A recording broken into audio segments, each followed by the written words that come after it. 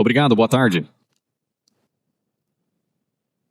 É absolutamente maravilhoso retornar a Chicago. E agradeço a gentil introdução, Austin. Então, estou ansioso por nossa conversa, minha conversa com o professor Rajan Raghu.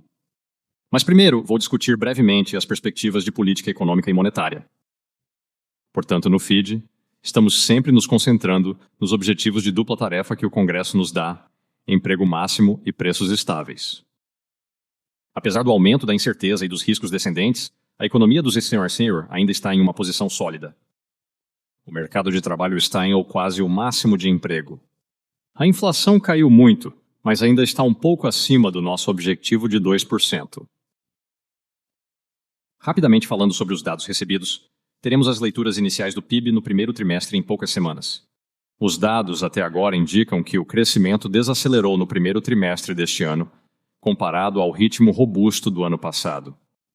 Apesar das fortes vendas de veículos a motor, os gastos gerais do consumidor parecem ter crescido modestamente.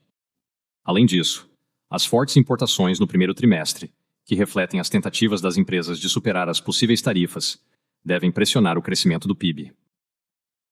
Pesquisas com famílias e empresas relatam uma queda acentuada do sentimento e aumento da incerteza nas perspectivas, principalmente devido a preocupações com a política comercial.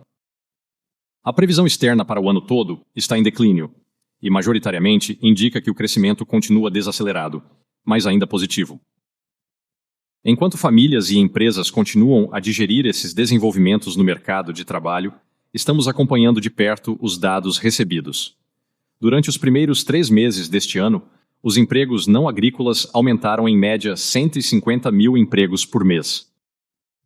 Embora o crescimento do emprego tenha desacelerado em relação ao ano passado, a combinação de baixos demissões e baixo crescimento da força de trabalho manteve a taxa de desemprego em uma faixa baixa e estável.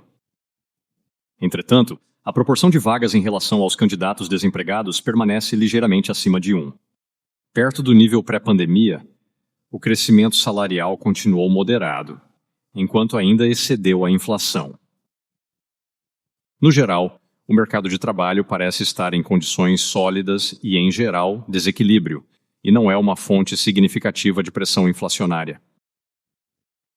No que tange nossa tarefa de estabilidade de preços, a inflação diminuiu significativamente do pico pandêmico em meados de 2022, sem um aumento doloroso do desemprego que geralmente acompanha os esforços para reduzir alta inflação.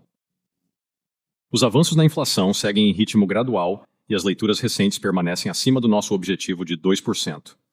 Estimações baseadas nos dados mais recentes da semana passada indicam que os preços totais do PCE aumentaram 2,3% nos 12 meses até março e que, excluindo categorias voláteis como alimentos e energia, os preços principais aumentaram 2,6%.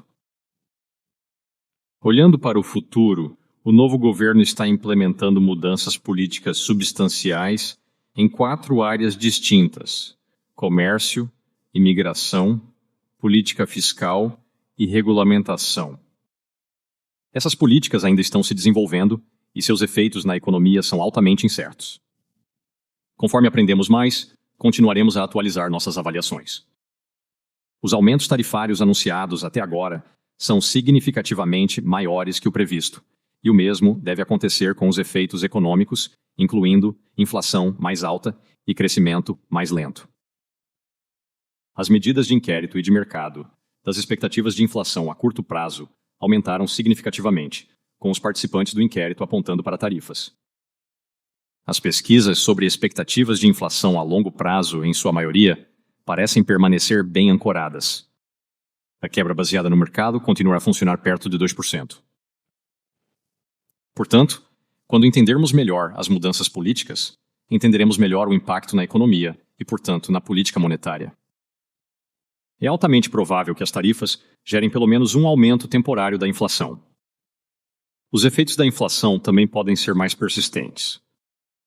Evitar esse resultado dependerá do tamanho dos efeitos, do tempo que demoram para impactar plenamente os preços e, em última instância, de manter expectativas de inflação a longo prazo bem ancoradas. A nossa obrigação é manter bem ancoradas as expectativas de inflação a longo prazo e garantir que um aumento único do nível de preços não se torne um problema de inflação contínuo. Enquanto agimos para cumprir essa obrigação, equilibraremos nossos mandatos máximos de emprego e estabilidade de preços. Tendo em mente que, sem estabilidade de preços, não podemos alcançar os longos períodos de fortes condições do mercado de trabalho que beneficiam todos os americanos, podemos encontrar-nos no cenário desafiador em que nossos objetivos duplos de mandato são em tensão. Se isso acontecesse, consideraríamos a distância da economia de cada objetivo e os horizontes temporais potencialmente diferentes, nos quais essas respectivas lacunas seriam previstas para fechar. Como o grande Ferris Bueller de Chicago observou uma vez, a vida se move muito rápido. Por enquanto, estamos bem posicionados para esperar uma maior clareza antes de considerar qualquer ajuste à nossa posição política. Continuaremos a analisar os dados recebidos, as perspectivas em evolução e o equilíbrio de riscos. Sabemos que níveis altos de desemprego ou inflação podem ser prejudiciais e dolorosos para as comunidades, famílias e empresas. Continuaremos a fazer tudo o que pudermos para alcançar nossos objetivos de emprego máximo e estabilidade de preços. Grato e ansioso pela nossa discussão.